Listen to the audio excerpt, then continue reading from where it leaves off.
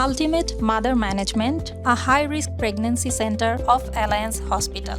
গর্ভাবস্থায় নানান জটিলতা যেমন ডায়াবেটিস, থাইরয়েডের ডিজিজ, কিডনি সংক্রান্ত জটিলতা, হার্টের ডিজিজ অথবা autoimmune disease, post IVF pregnancy অথবা টুইন বা অন্যান্য ধরনের যে কোনো জটিলতায় হয়ে উঠতে পারে প্রেগনেন্সি ঝুঁকিপূর্ণ।